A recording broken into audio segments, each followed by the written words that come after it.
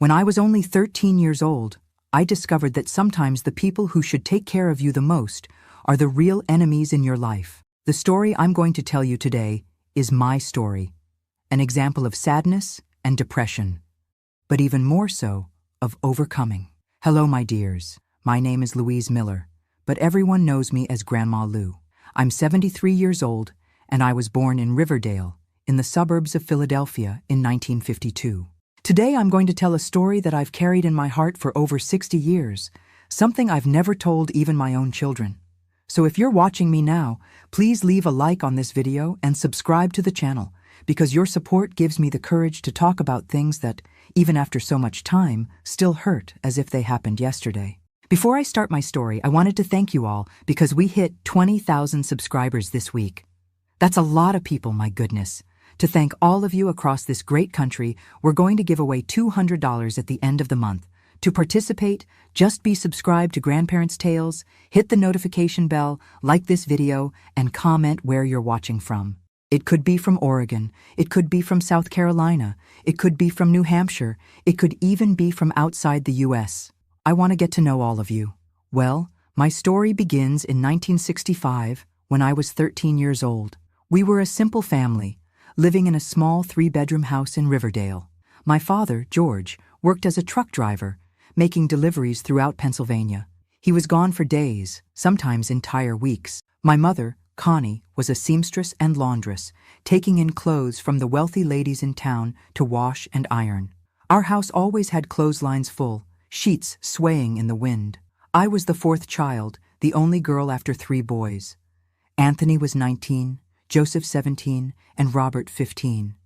In my father's mind, having a daughter after 3 boys was a blessing from God. He called me his little princess, kept candy in his shirt pocket to give me when he came back from trips, carried me in his arms until I was 11, even though I was already getting big.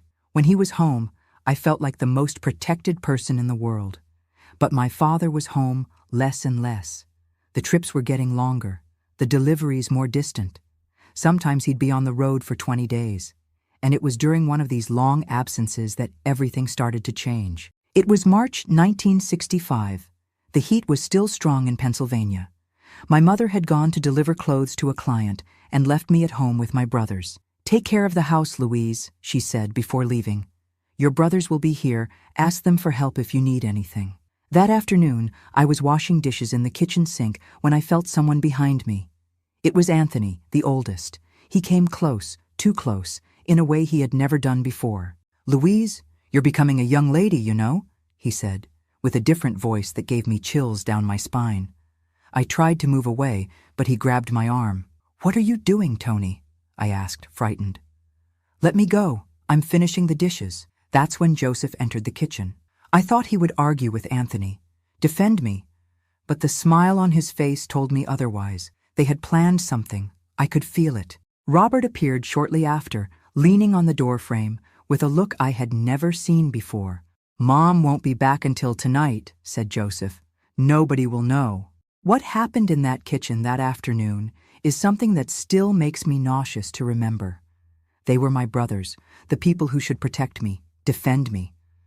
But that day, they were my executioners. The 3 of them, together, planned, as if I were an animal, a thing, not their sister. When it was over, Robert, the youngest, who was only 15 years old, said something that haunts me to this day. "If you tell anyone, nobody will believe you. They'll say you're a liar, that you wanted it." I stayed lying on the kitchen floor for almost an hour after they left. I couldn't get up. I couldn't stop crying.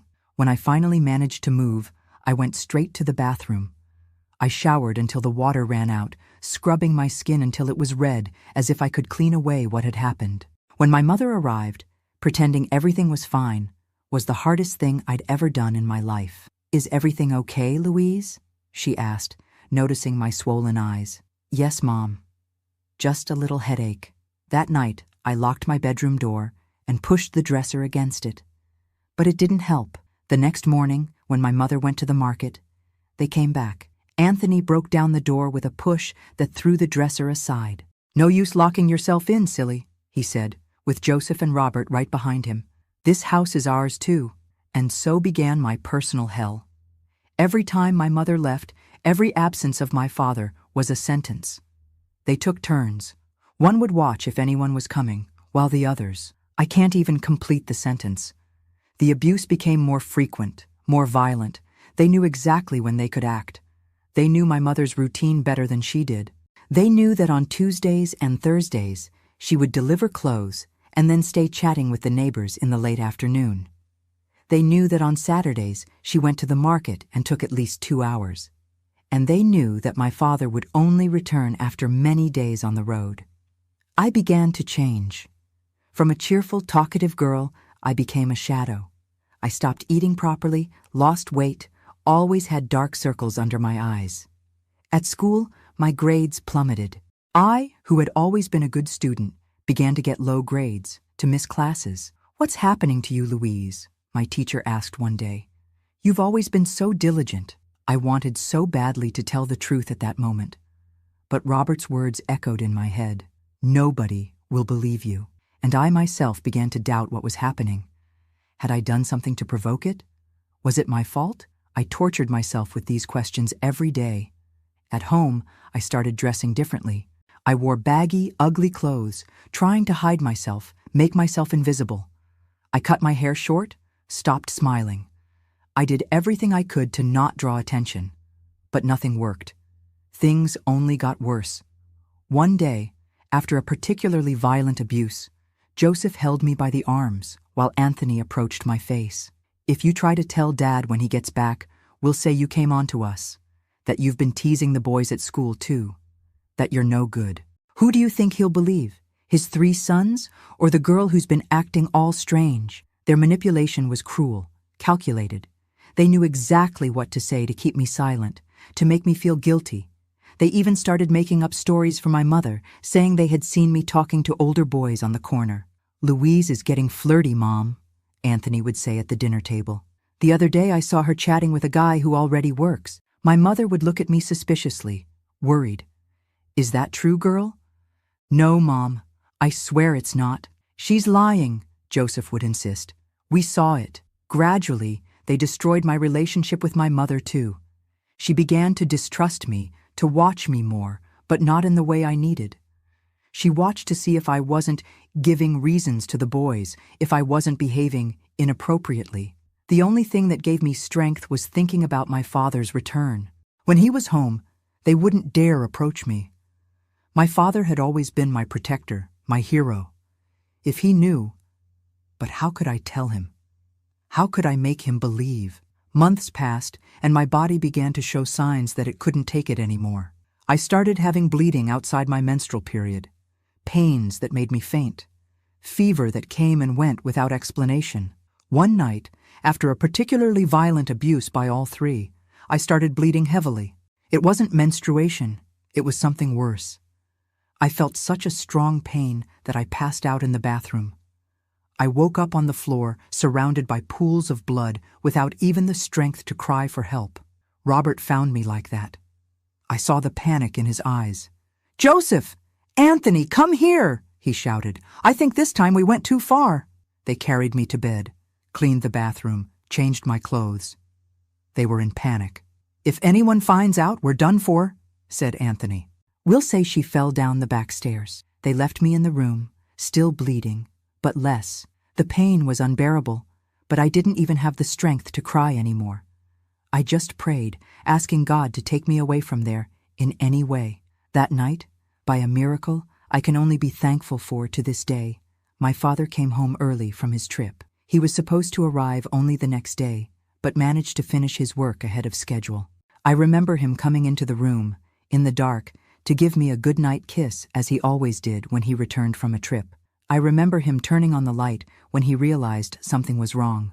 "Louise? Daughter, wake up," he called, shaking me gently. His hand touched the sheet wet with blood. "My God, what happened here? Connie, come here right now." I opened my eyes with difficulty and saw my father, my hero, with his eyes full of tears and terror. I tried to smile, tried to say I was happy he was back, but I could only whisper, "Dad, help me."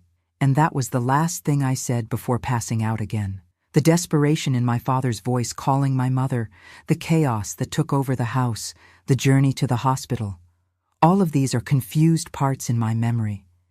But I clearly remember the look in my brother's eyes when they took me out of the house, carried in my father's arms. A look of pure terror. Not for my health, but for what would come next. They knew that this time there would be no way to hide it. I arrived at St. Helena Hospital almost lifeless. My blood pressure was very low. I had lost a lot of blood. I heard the doctors' voices as if they were very far away, saying things I didn't quite understand. But one phrase was etched in my memory forever. This girl has been a victim of continued and violent sexual abuse. We need to call the police immediately. The emergency room became a whirlwind. My father, who had always been a calm man, began to scream, to break things. It took 3 nurses to hold him back.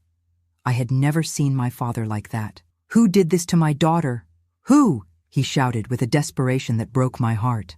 My mother cried in a corner, in a state of shock, rocking back and forth like a frightened child.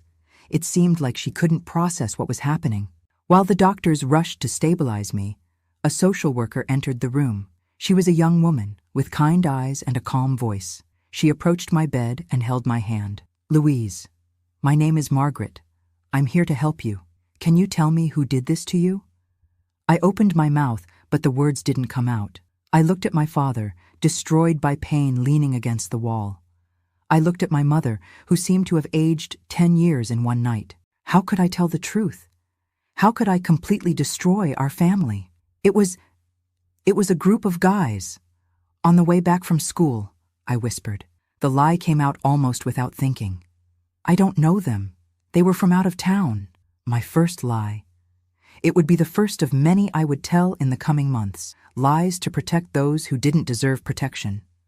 Lies that would corrode me from the inside like acid. I spent a week in the hospital. I had to have emergency surgery. The doctors said the internal trauma was so severe that I almost lost my uterus at 13 years old. I might never be able to have children, they warned my parents. During that week, I didn't see my brothers even once. My father and mother took turns by my side, day and night. My father held my hand while I slept, and when I woke up, he was there, with deep dark circles and an unshaven beard. "I'll find who did this, princess," he promised. "Even if I have to turn this whole town upside down." The police came several times. They asked the same questions, and I gave the same vague answers. I didn't know how to describe the attackers. I didn't know where they were from. I wasn't sure of anything. The officers exchanged suspicious looks. They knew I was hiding something. "Daughter, you need to help us," said a gray-haired detective. "If you don't tell the truth, these men could do the same to other girls." That tormented me. Thinking that my own brothers could hurt other girls, but at the same time, how could I destroy my family? How could I make my father lose not only his daughter, but also his 3 sons? The night before I was discharged, I had an unexpected visit. My mother had gone home to shower, and my father went to buy something to eat at the hospital cafeteria. I was alone in the room for almost an hour. The door opened slowly, and Robert entered. My youngest brother, only 2 years older than me, was unrecognizable. Thin, pale, with deep dark circles. He seemed to have aged years in just 1 week. My first impulse was to scream, but he raised his hands in surrender. "Louise, please, I just came to say that..." He began to cry, something I had never seen him do before. "That I'm so sorry, really sorry." I remained silent, observing this boy who had participated in my torment, now reduced to tears in front of me. Anthony and Joseph said if I didn't participate, they would beat me up, that I wasn't a real man. I didn't want to. I swear I didn't want to. "Go away," was all I could say, "before Dad comes back. He's suspicious of us, you know. He's asked several times where we were that day. He's asking the neighbors if they saw anything strange. Anthony is in panic." I didn't answer. Part of me wanted my father to discover everything, for justice to be done. But another part knew that this would destroy our family forever. "You didn't say anything, did you?" Robert asked, nervous. "If you talk..." "Go away," I repeated more firmly. "I don't want to hear threats." "It's not a threat," he said, approaching the door. "It's just that You know how Dad is. If he finds out, he'll kill us. Literally. And he left before I could answer. I stared at the closed door, tears streaming down my face, because the worst part was that he was right. My father, always so calm and loving, had a limit, and that limit was my safety. I returned home on a Sunday afternoon. My father had cleaned and arranged my room, bought a new bedspread, even painted the walls a light yellow that I had always liked. "So you feel like you're in a new place," he explained. A fresh start. A new, sturdy lock had been installed on the door. My father solemnly handed me the key. "No one enters here without your permission. No one." The first days at home were strange. My brothers hardly appeared when I was in the common rooms. They left early and returned late, avoiding meeting me or my father. My mother tried to act normally, as if everything would go back to what it was before. She prepared my favorite foods, combed my hair like when I was little, tried to make me smile. But there was something broken between us. Something I didn't know if it would ever be fixed. "Daughter, you need to eat," she insisted, seeing that I barely touched the food. "You need to regain your strength." But how to explain that each bite was an immense effort? That I didn't feel hunger, didn't feel anything but a huge emptiness? My father extended his leave from work. He said he wouldn't go back on the road until I was completely recovered and until the bandits were caught. He spent days at the police station, talking with investigators, offering rewards, making posters with the vague description I gave of the imaginary attackers. At night, he would sit on the edge of my bed and hold my hand until I fell asleep. "Nothing bad will happen to you again, Princess," he promised. Never again. But the harm was already done, and it lived under the same roof. The nightmares started almost immediately. I would wake up screaming in the middle of the night, cold, sweating, reliving every moment of horror. My father would come running, hug me, try to calm me down. Sometimes I would get so agitated that I needed to take the medications the doctor prescribed. "They're just dreams, daughter," he would say, wiping my tears. "They can't hurt you." But they weren't just dreams. They were memories, memories that would haunt me for decades. At school, things weren't better. Although no one officially knew what had happened to me, rumors spread like wildfire. Small towns have big ears and even bigger mouths. "Look at the girl who was attacked," they whispered in the corridors when I returned to classes almost a month later. "They say it was men from out of town, a whole gang." Some people treated me as if I had a contagious disease, others with a pity so deep that it was almost worse. My friends didn't know how to act around me, what to say, how to behave. I began to isolate myself more and more. I spent the breaks alone, sitting under a tree in the yard, away from the looks and whispers. My grades, which were already bad, got even worse. The teachers tried to be understanding, but I could see the frustration in their eyes. "Louise was such a promising student," I heard the principal comment to my teacher as I passed by her office. "It's a shame all this happened. Will she be able to recover?" At home, the tension was palpable. My father continued his crusade to find the culprits, increasingly frustrated with the lack of progress. My mother tried to keep the peace, always walking on tiptoes, as if fearing that any noise could break our already shattered family even more. My brothers developed different strategies. Anthony, the oldest and their leader, acted as if nothing had happened. Sometimes he even tried to be kind to me, offered help with homework, asked if I wanted to watch television. "I'm worried about you, sis," he would say, with a falseness that made me nauseous. "We have to stick together in this difficult time." Joseph, the middle one, opted for total distance. He spent more time out of the house, got a job at a mechanic's shop, came home just to sleep. When we were forced to be in the same environment, like at dinner, he didn't raise his eyes from his plate, didn't say a word to me. Robert, the youngest, seemed to be as destroyed as I was. He was visibly losing weight, had nightmares like mine, jumped when someone touched him unexpectedly. Several times I caught him observing me from afar, with eyes full of remorse and fear. One night, about 3 months after the hospital, I heard a violent argument in my parents' bedroom. My father rarely raised his voice, so I was immediately alert. "There's something wrong with this whole story, Connie," he shouted. "Can't you see? These boys are acting very strangely." "What are you insinuating, George?"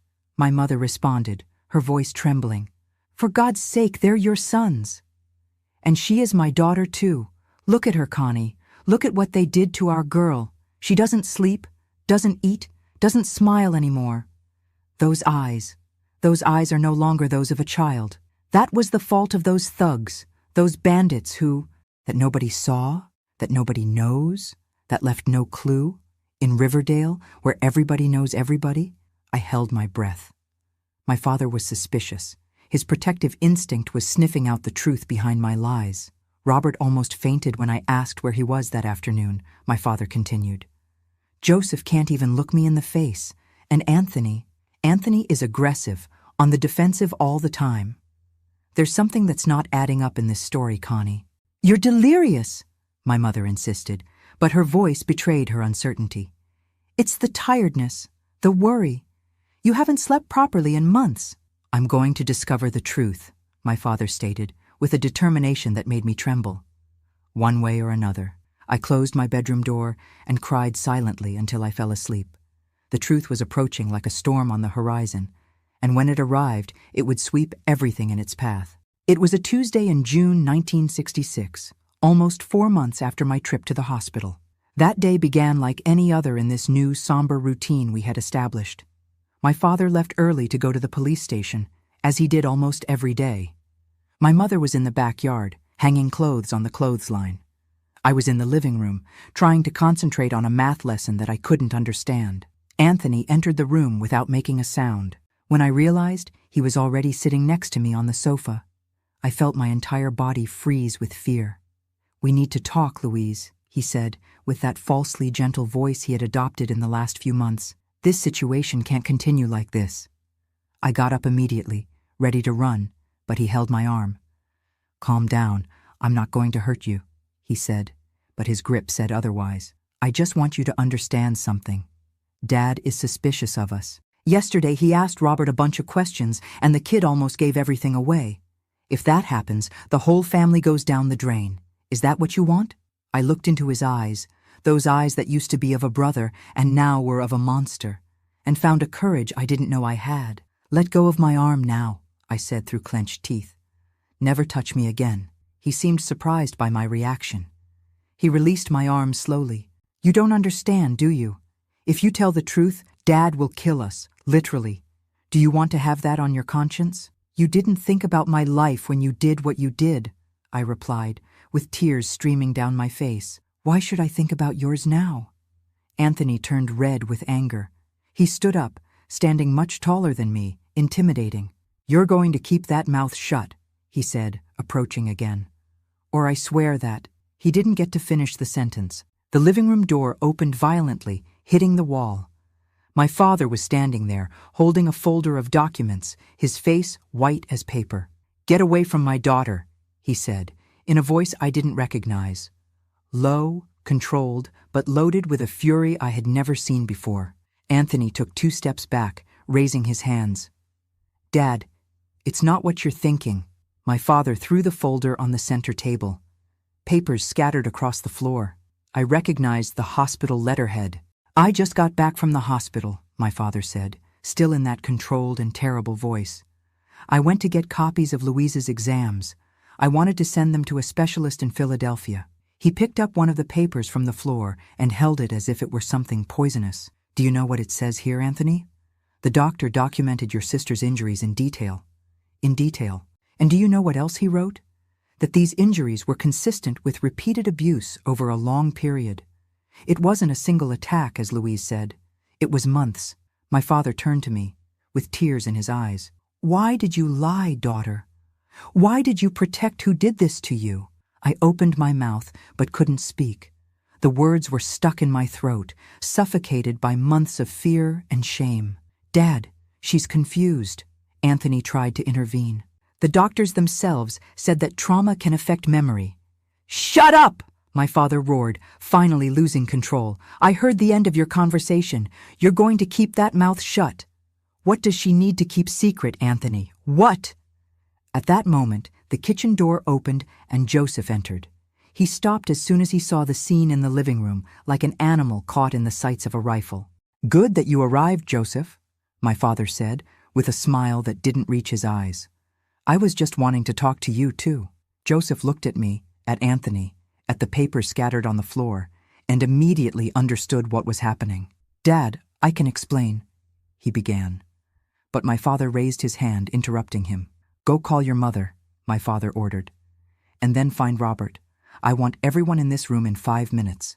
Joseph hesitated, clearly considering running away, but something in my father's look made him obey. He went out toward the backyard, calling my mother. My father approached me and held my hands. "Louise, daughter, I need you to be brave now. I need you to tell the truth. The whole truth, no matter how painful it is." I looked at Anthony, who was staring at me with palpable hatred. I looked at the door through which Joseph had left. I thought of Robert, who was probably in some corner of the house, hiding from his own nightmares. "It was them, Dad," I finally whispered, the words almost inaudible. "It was my brothers." My father closed his eyes for a moment, as if he had received a physical blow. When he opened them again, I saw that something had changed in him forever. "How long?" he asked, his voice trembling. "Since March, when you made that long trip to Ohio. 3 months, he murmured, doing the math. "My God! 3 months!" My mother came running into the living room with a worried face. Joseph came right behind, pale as a ghost. "What's going on, George?" she asked, looking at the chaotic scene in the room. "Where's Robert?" my father asked, ignoring her question. "I don't know," Joseph answered. "He's not in the bedroom or in the backyard." "It doesn't matter," my father said, standing up. "Louise just told me the truth about who really hurt her." My mother put her hand to her mouth, her eyes wide with horror. She knew. Deep down, maybe she always knew. "It's not true," Anthony said, trying to keep his composure. "She's confused, traumatized. She's making this up." "Yes, it is true," I said, with a strength I didn't know I had. "All 3 of you. Since March, every time Mom left, my mother fell to her knees on the floor, sobbing. Joseph leaned against the wall, as if his legs could no longer support him. Anthony remained standing, defiant, but his face had lost all color. What happened next was like an explosion in slow motion. My father, always so calm and contained, transformed into a force of nature. He advanced on Anthony with a roar that seemed to come from the depths of the earth. The first punch caught my brother by surprise, throwing him against the bookshelf. "George, no!" my mother screamed, trying to get up.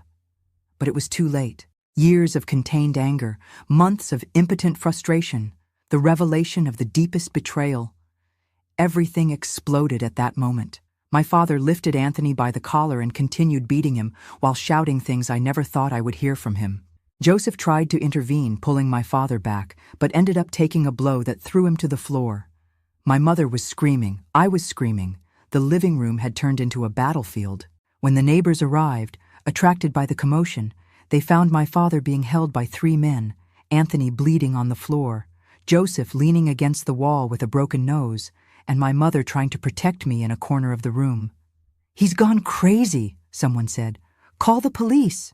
Minutes later, police cars filled our street. Officers entered the house, separating everyone. One of them, who knew my father from the time he spent at the police station, tried to calm him down. "George, for God's sake, what happened here?" My own sons, My father couldn't complete the sentence, choked by anger and pain. It was I who spoke. With surprising clarity, I told everything to the police. Every detail, every abuse, every threat. It was as if a dam had broken inside me, and the truth flowed uncontrollably.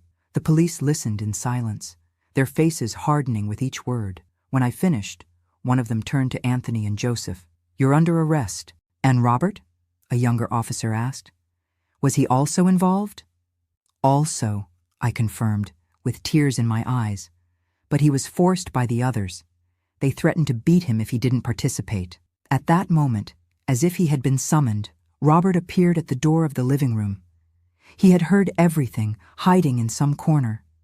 His face was soaked with tears, his eyes red from crying so much. "It's true," he said, his voice choked. "I was part of it. I deserve to be arrested too." My father, who was being attended to by a paramedic, looked at Robert with a mixture of contempt and pity. "You are no longer my son," he said simply. "None of you are." Anthony and Joseph were taken handcuffed to the police car. Robert was placed in another, without handcuffs, but equally under arrest. Before getting into the car, he looked at me one last time. "Forgive me, Louise," he said, so low that I almost didn't hear. "I know I don't deserve it, but forgive me." I didn't answer. There was no forgiveness inside me at that moment, just an immense emptiness, as if something vital had been torn from my chest. In the weeks that followed, our family became the main topic of the town. The local newspapers reported the case with sensationalist headlines: "Abusive brothers arrested in Riverdale. Father discovers family horror and turns violent. Family destroyed by terrible secret." The trial was quick by the standards of the time. There was medical evidence, my testimony, Robert's confession.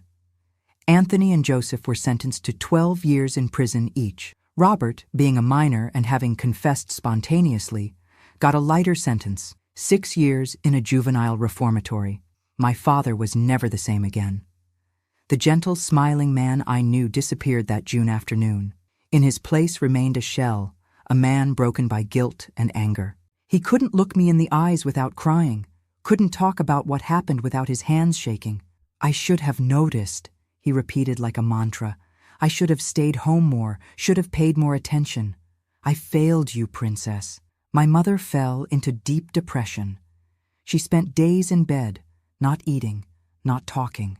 When she finally began to get up again, it was as if she had aged 20 years. Her hair turned completely white in a matter of months. "How didn't I notice?" she tortured herself. "How does a mother not notice something like this?"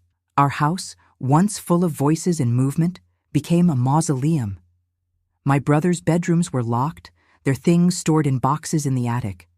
We never mentioned their names out loud again, as if they were a curse. At school, the situation became unbearable. Everyone knew what had happened. Some looked at me with pity, others with morbid curiosity, as if I were a circus attraction. The whispers followed me through the corridors. "It's her, the girl who was abused by her own brothers. They say the father almost killed the sons when he found out." The whole family went crazy from what I heard. I couldn't take it. After 2 weeks trying to face those looks and whispers, I begged my parents to change my school. But my father had a different idea. "Let's leave this place," he said one night during a silent dinner. "There's nothing for us in this town, just bad memories." In August 1966, we left Riverdale behind. My father requested a transfer at the transport company, and we went to New Hope, almost 250 miles away. A town where nobody knew us, where we wouldn't be the family of that terrible case. We left behind the house, the furniture, the photographs, almost everything that could remind us of the past. We started from scratch, in a small apartment downtown, near the Delaware River. But, as I painfully discovered, no matter how far you run, some things you carry inside you, like invisible chains that never completely come loose. The first months in New Hope were like living in a protective bubble. I, who had always lived in a small, flat town like Riverdale, now found myself surrounded by hills, historic buildings, and a fog that covered everything on cold mornings. It was as if we had ended up in another century, in another world. We began a new life in August 1966. I had just turned 14. My father got a steady job in the transportation company office without having to travel. For the first time since I could remember, he would be present every day. My mother found a small job at a bakery near our home, making pastries. It was less than she was used to as a seamstress, but it kept her busy, away from dark thoughts. They enrolled me in a Catholic school, St. Mary's Academy. There, nobody knew my past. Nobody knew my story. To everyone, I was just the new girl, a little quiet, a little sad, but just another teenager adapting to a change. "We have the chance to start over, Princess," my father would say, as we walked the cobblestone streets on weekends. "Here nobody knows us. Nobody knows what we went through. But I knew. My body knew. My mind knew. The scars were still there, some visible, most invisible to others' eyes. The nightmares didn't stop with the change of town. Almost every night, I would wake up screaming, cold sweating, feeling hands that didn't exist touching me. My father would always run to my room, hug me until I stopped shaking, sometimes staying all night sitting in a chair beside my bed. "It will pass, daughter. he promised, stroking my hair. With time, it will pass. But it didn't pass. In fact, the nightmares became more elaborate, more realistic. Sometimes I dreamed that my brothers had escaped from prison and found me in New Hope. I would wake up so terrified that I couldn't breathe, as if invisible hands were squeezing my throat. My parents took me to a doctor who prescribed sleeping pills. But the pills didn't prevent the nightmares. They just left me trapped in them, unable to wake up. After a few even worse nights, I stopped taking them. At the new school, I tried to adapt. The nuns were strict, but fair. The other girls tried to approach me, curious about the student transferred in the middle of the school year. But I built walls around myself, invisible but impenetrable. "You never talk about your old town," a classmate named Teresa commented one day during recess. "Do you miss it?" "No," I answered dryly. "I don't miss anything from there." "What about your friends? Your family?" "I don't want to talk about it." Soon they gave up trying to get information out of me. I became known as the weird one, the unfriendly one, the one with no friends, and I preferred it that way. Friendship meant trust, and I didn't know how to trust anymore. At home, my parents tried to rebuild some normality. My mother decorated the small apartment with flowers, colorful curtains, small objects she bought at the market. My father brought books, chocolates, anything he thought might make me smile. But there was a ghost between us, or rather, 3 ghosts. We never talked about my brothers, never mentioned their names. It was as if they had died, as if they had never existed. But their absence was a constant presence, a black hole that sucked all joy. At night, I would hear my mother cry softly in her room. My father would try to console her. But how do you console a mother who lost 3 sons to prison and discovered they were monsters? How do you deal with the guilt of not noticing, not protecting your youngest daughter? "I should have seen it, George," she would say between sobs. "How does a mother not notice something like this?" "It's not your fault, Connie," my father would respond, with a tired voice that didn't convince even himself. "They deceived us all." 6 months after we moved to New Hope, an envelope arrived in the mail. It was from the State Reformatory for Juvenile Offenders. A letter from Robert. My father was furious, wanted to burn it without opening it. My mother begged to read it. I just stood there, paralyzed, looking at that piece of paper that had the power to reopen all the wounds. "It's addressed to Louise," my mother said, showing my name on the envelope. "She has the right to decide." My father looked at me, his eyes full of pain and anger. "You don't need to read this, Princess. You don't need to let them back into your life." I took the envelope with trembling hands. I didn't know what I wanted to do. Part of me wanted to tear it into 1,000 pieces. Another part wanted to know what he had to say. "I'll think about it," I answered, putting the letter in my pocket. "I don't know yet." I carried that letter with me for weeks. In my room, at school, on walks around town. Sometimes I forgot it was there, other times it was all I could think about. What could Robert say that would change anything? What words could heal what he and the others had broken? On a Sunday afternoon, alone in my room while my parents had gone to Mass, I finally had the courage. I opened the envelope carefully, as if it might contain something dangerous. The handwriting was small and cramped, covering 4 entire pages. I began to read, my heart racing. "Dear Louise, I don't even know where to start. Maybe by saying that I don't expect your forgiveness. I know I don't deserve it. What we did to you was unforgivable. I wake up every day in this place with the same question. How could I do something so horrible to my own sister? I won't make excuses. I won't say it was just Anthony and Joseph's fault, that they forced me. Yes, they pressured me, they threatened me, but I had a choice. I could have said no. I could have told Mom, Dad, someone. I could have protected you, as a brother should. Instead, I became your tormentor, part of your nightmare. I'm doing therapy here. The psychologist says I need to understand why I did what I did, to never repeat it. He says I have a chance to rebuild my life when I get out of here. But first, I need to fully recognize the harm I caused. And I do recognize it, Louise. Every day, every night, every moment you suffered because of us. I carry this with me like a weight that never goes away. I'm not asking you to answer me. I'm not asking to return to your life. I just wanted you to know that I'm deeply sorry, and that, if I could go back in time, I would have been the brother you deserved. If someday, many years from now, you feel you can give me the chance to ask for forgiveness in person, I'll be waiting. But I understand if that day never comes. I hope you're managing to rebuild your life away from here. I hope that one day you find peace. With sincere remorse, Robert. When I finished reading, I realized I was crying. They weren't tears of sadness or anger, but something different, something I couldn't name. A confused mixture of emotions that left me exhausted. I put the letter in a drawer and never answered, but I didn't destroy it either. Somehow, those words written on paper were an acknowledgement of what had happened, a confirmation that it hadn't been a nightmare, that I wasn't crazy. The months passed, turning into years. I adapted to life in New Hope, to the slower pace, to the traditions of that historic town. At school, I remained isolated, but gradually some classmates broke through my barriers. They didn't become close friends, but they were acceptable company. One of them, Martha, the pharmacist's daughter, was the first person I trusted with a bit of my story. I didn't tell her everything, obviously, just that I had gone through something very difficult in the other town, and that's why we moved. "It must have been horrible," she said, without pressing for details. "It was," I answered, surprised by my own sincerity. "But I'm trying to move forward. If you need to talk, I'm here," she offered, with a simplicity that touched me. It was the first time someone offered help without seeming to be dying of curiosity, without asking 1,000 questions, without looking at me like a freak, just offering presence, company, an ear if I needed it.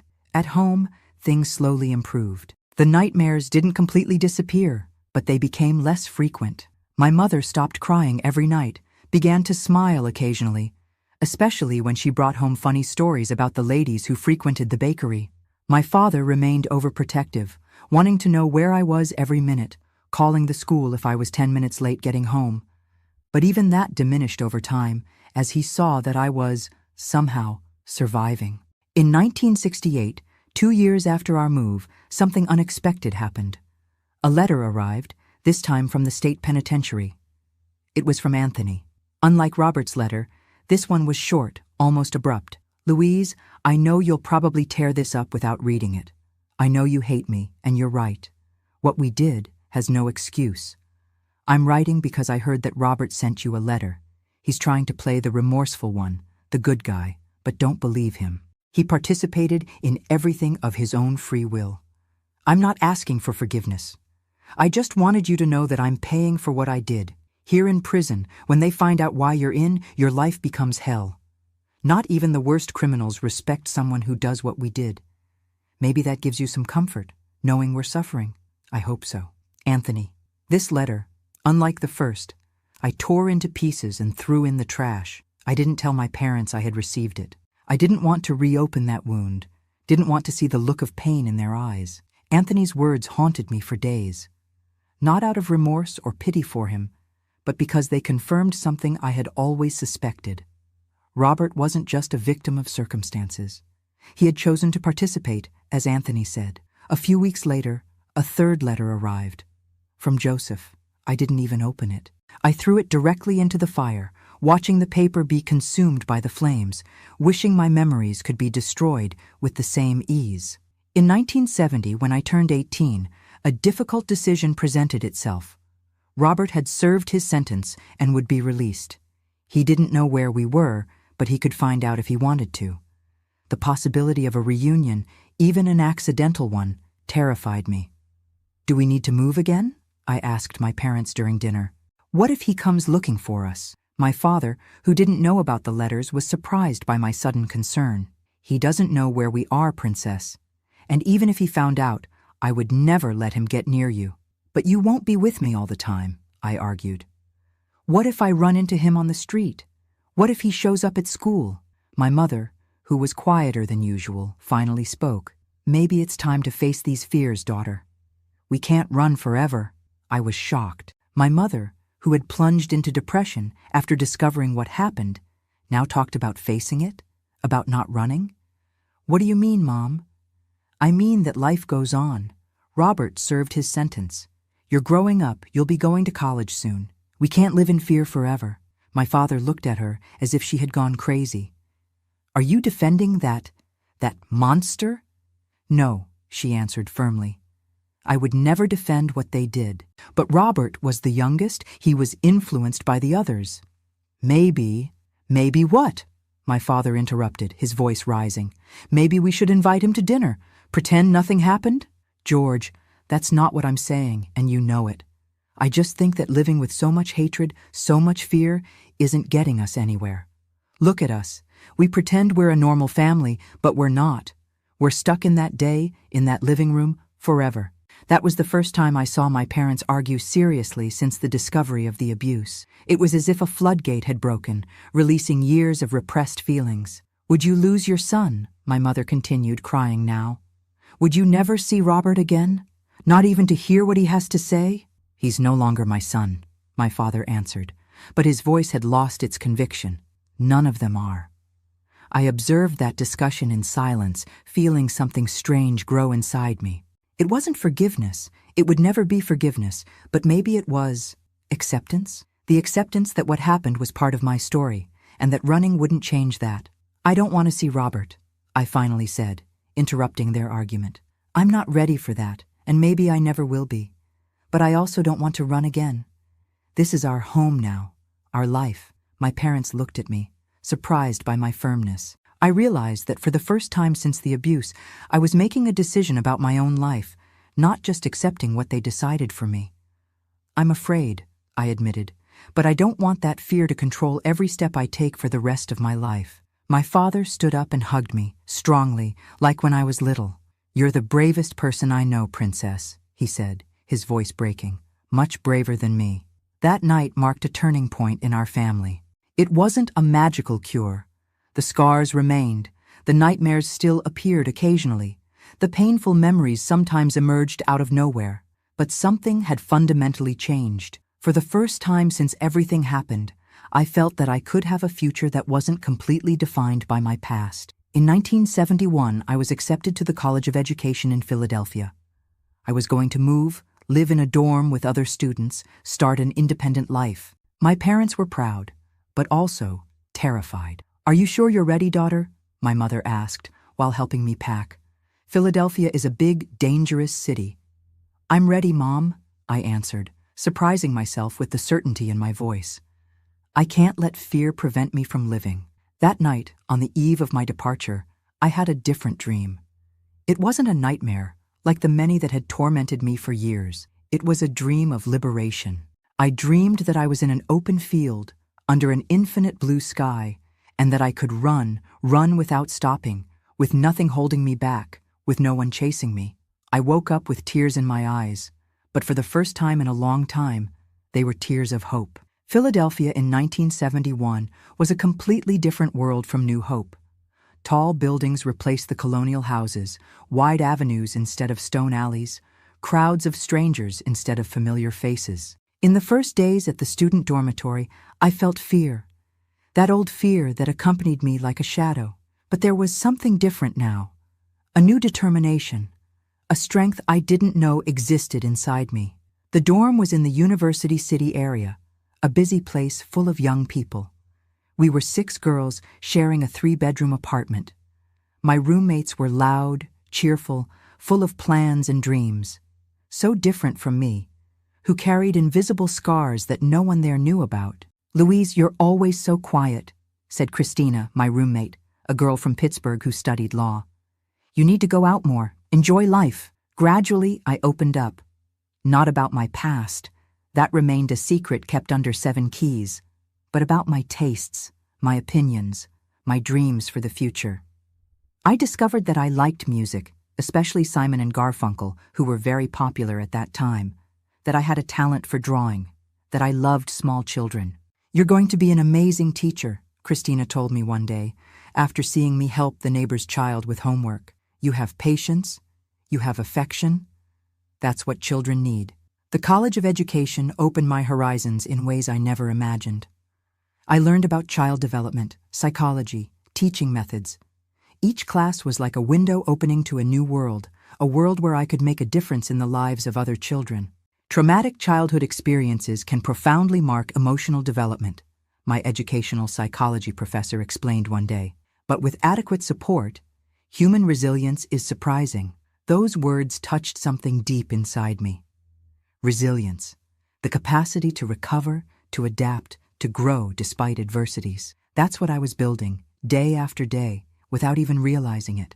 My parents called me every week, worried, missing me.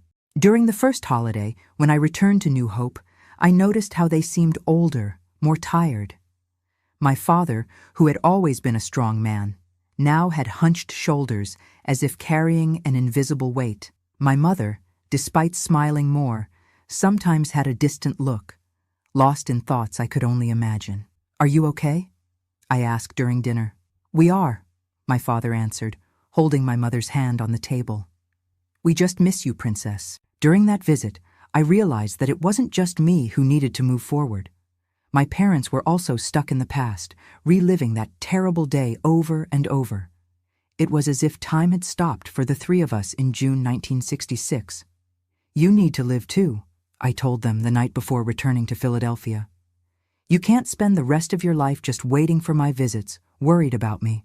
My father smiled, that sad smile that had become his trademark. "It's easier said than done, daughter."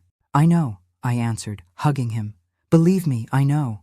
Back in Philadelphia, I immersed myself in studies with even more determination.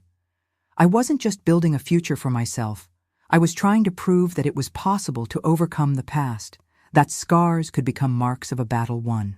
In my second year of college, I met John. He studied engineering at the university and lived in a dorm near ours. We met at a birthday party of a mutual friend. He offered me a cup of soda, commented on the music playing, and we talked for hours about everything and nothing. John was different from the other guys who had tried to approach me. He wasn't insistent, didn't try to impress me. He had a calmness, a natural gentleness that made me feel safe around him. "Can I call you sometime?" he asked when the party was ending. I hesitated. Relationships weren't part of my plans. The idea of intimacy, of trusting someone to that extent, terrified me. "Just to talk," he added, noticing my hesitation. "No pressure." I nodded, feeling a mix of fear and a new emotion I couldn't name. John called 3 days later, and the following week, and the next. Our conversations were simple, about books, movies, classes, the future. He never asked about my past, never forced topics that made me uncomfortable. On our first date alone, we went to the movies to see Love Story, which was a hit at the time. When he tried to hold my hand in the dark, I reacted instinctively, moving away as if I had received an electric shock. "Sorry," he murmured, without insisting. "I won't do anything you don't want." That phrase, so simple, so obvious, but so powerful, echoed in my head for days. "I won't do anything you don't want." It was the first time someone had said that to me, who recognized my right to say no, to establish boundaries. In the following weeks, our friendship grew. John was patient, respectful, never crossed the boundaries I established. When I finally had the courage to hold his hand during a walk through Fairmount Park, I felt something I hadn't experienced in years. Peace. "There's something in your past that hurt you a lot, isn't there?" John asked one day, while we were sitting by the Schuylkill River. "You don't have to tell me. I just want you to know that, when you're ready, if you ever are, I'll be here to listen." I felt tears in my eyes. How did he know? How did he understand so well what I felt without me needing to explain? "Thank you," was all I could say. Our relationship progressed slowly, at my pace. Each barrier I managed to overcome was celebrated as a victory. The first kiss, months after we met. The first time I talked about my family, albeit superficially. The first time I introduced him to my parents during their visit to Philadelphia. My father, always protective, examined him with suspicious eyes. My mother, more intuitive, immediately noticed that John was special. "He has good eyes," she told me later, when we were alone. Eyes of someone who respects. In 1974, in my last year of college, I received news that shook my world again. Anthony and Joseph had been released for good behavior after serving just over half of their sentences. The letter informing me about this came from my former lawyer in Riverdale, who thought I should know. "They don't know where you are," he assured me in the letter, and they've been forbidden from trying to make contact. Even so, the fear came back with full force. What if they looked for me? What if they wanted revenge for having been imprisoned? For days, I couldn't sleep, started having nightmares again, began to see dangers in every shadow. John noticed something was wrong, but didn't pressure me. He just was there, offering silent support, respecting my space. It was at this moment that I made a decision that would change my life forever. I was tired of running, tired of allowing fear to control my existence. If I really wanted to move forward, I needed to face my demons once and for all. "I need to tell you something," I said to John one night, sitting in the small apartment he had rented after graduating. "About my past, about why I am the way I am." He held my hand, his eyes full of understanding. "Only if you want to, Louise. It doesn't have to be today. It doesn't have to be ever if it's too painful." But I needed to. For the first time, I told the whole story. From the first day in the kitchen of my house in Riverdale, to my father's discovery, my brother's imprisonment, our escape to new hope. I spoke without stopping, the words coming out like a torrent dammed up for years. John listened in silence, holding my hands, silent tears streaming down his face. When I finished, emotionally and physically exhausted, he hugged me with such gentleness that I started crying again. "You're the strongest person I've ever met," he said simply, "and I love you. Nothing you told me changes that. Nothing." That night marked the true beginning of my healing. Sharing my story, my darkest secret, and being accepted, loved despite it, or perhaps even more because of it, was liberating in a way I never imagined possible. In the following weeks, with John's support, I made another difficult decision: to confront my brothers. Not in person, I wasn't ready for that yet, but through letters. 3 letters, one for each of them. To Robert, I wrote about how his participation in the abuse, even being the youngest, even claiming to have been coerced, deeply hurt me. I told him how I spent years trying to understand how my own brother, whom I loved and trusted, could be part of something so horrible. "I don't hate you anymore," I wrote at the end, "but I can't completely forgive you either. What I can do is wish you find peace, rebuild your life, never cause pain to anyone again." To Joseph, my middle brother, always distant, always cold, I wrote about the anger I felt for years, how he, who should have protected me as an older brother, chose to join Anthony in the abuse. "I hope the time in prison made you reflect," I wrote. "I hope you understand the gravity of what you did.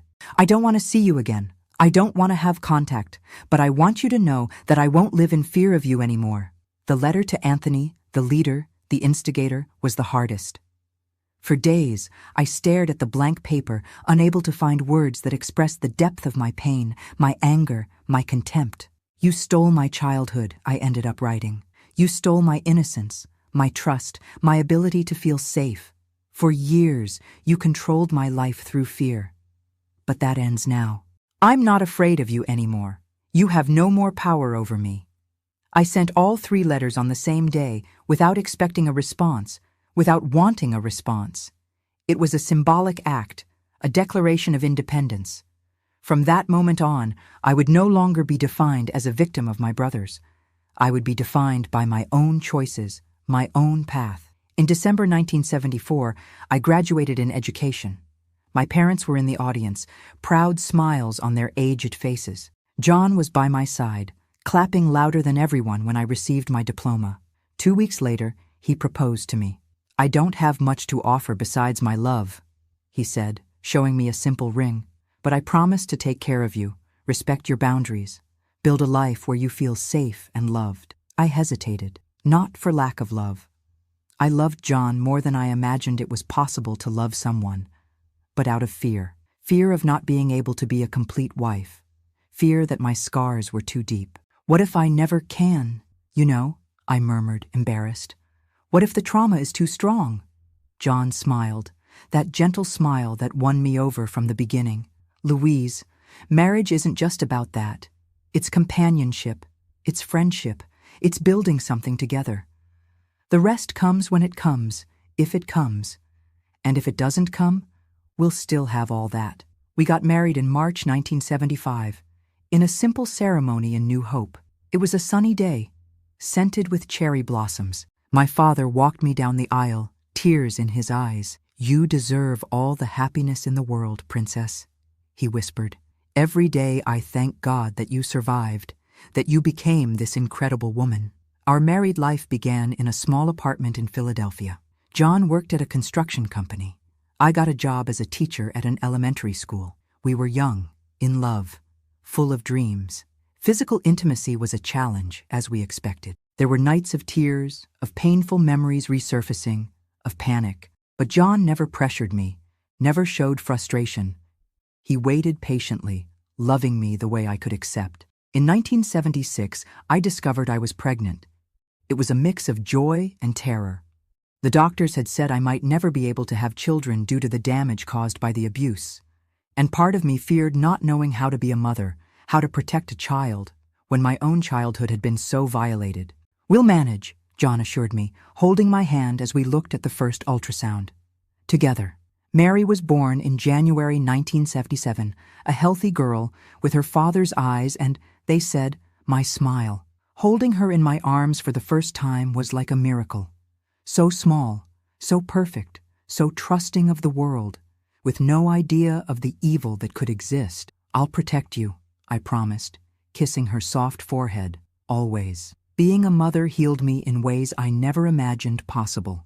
Seeing Mary grow, completely trusting me, showed me that I could be strong, that I could protect, that I could love without reservations. When Peter was born in 1980, and then Anna in 1983, our family was complete. My parents aged, seeing the grandchildren grow, finding in the little ones a joy I thought they would never see again. My father, especially, seemed to revive through them, playing, telling stories, being the loving grandfather he was always destined to be. In 1985, I received an unexpected letter. It was from Robert. I didn't open it immediately, left it on the kitchen table for days, unsure what to do. Finally, on a quiet Sunday, while the children played in the backyard and John read the newspaper, I took courage. "Dear Louise, I received your letter years ago and understood your position. I didn't expect a response, nor am I expecting one now. I just wanted you to know that your letter changed my life. Your words, harsh but fair, made me truly see the harm I caused. In the last few years, I've rebuilt my life. I finished my studies, got a stable job, met a good woman who knows about my past, and still accepted me. I do therapy regularly and work as a volunteer at an institution that helps children who are victims of abuse. I'm not asking to return to your life. I know that's impossible. I just wanted you to know that your words had an impact, that they didn't fall on deaf ears, and that I wish, from the bottom of my heart, that you have found the peace and happiness you deserve. If one day you want to respond, to know more about my life now, I'll be happy. But I perfectly understand if you prefer this to be the last communication between us. With affection and sincere remorse, Robert." I showed the letter to John, who read it in silence. "What do you want to do?" he asked simply. I thought for a long time. The wounded girl inside me wanted to tear up the letter, ignore that Robert existed. But the woman I had become, teacher, wife, mother, could see something beyond anger. "I think I'll respond," I finally decided. Not to resume contact, not to completely forgive, but to show that I survived, that I built a good life despite what they did. My response was brief, containing only basic information about my life, my marriage, my children, my career as a teacher. I didn't include photos or an address, just a simple account of who I had become. "I'm glad you found a path to redemption," I wrote at the end. "That's the most I can say right now." I never received news from Anthony or Joseph. Years later, I learned from an acquaintance from Riverdale that Anthony had died in a bar fight in 1990, and that Joseph had moved to the West Coast, losing contact with everyone. Robert responded once, thanking me for writing, saying he was married and expecting his first child. I didn't respond this time, and he respected my silence. Life continued its course. My children grew up, strong and secure, without knowing about my dark past. My father passed away in 1992, in peace, knowing I was well. My mother followed him 2 years later, passing away in her sleep, as if she didn't want to stay without him any longer. John and I grew old together, watching our children graduate, marry, give us grandchildren. The love between us, which began so hesitantly, grew and transformed into something deep and unshakable. He never stopped being that patient man who respected my boundaries, who made me feel safe. In 2010, already a grandmother of 4 grandchildren, I made a decision I never imagined I would make. I wrote to Robert asking to meet, not for him, but for me, to definitively close that chapter. We met at a cafe in downtown Philadelphia. He was very different, gray hair, deep wrinkles, reading glasses. He didn't look at all like the teenager who participated in my torment.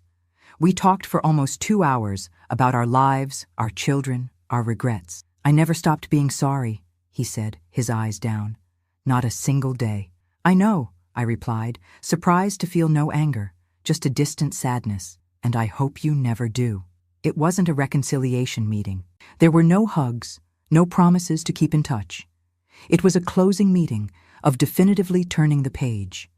When we said goodbye, he asked, "Were you able to be happy, Louise? Despite everything?" I thought of John, of our children, of our grandchildren, of the life we built together. "Yes," I answered sincerely, "very happy." And that was the greatest victory, not having allowed those months of horror to define my entire existence, having chosen life, love, happiness, despite the scars. Today, at 73, I look back and see a difficult path, but one that was worth traveling. I'm a grandmother of 7 wonderful grandchildren, a retired teacher who helped hundreds of children, a woman who learned that the worst wounds can heal if we give them time and care. My dear ones who have watched me until now, thank you for listening to my story.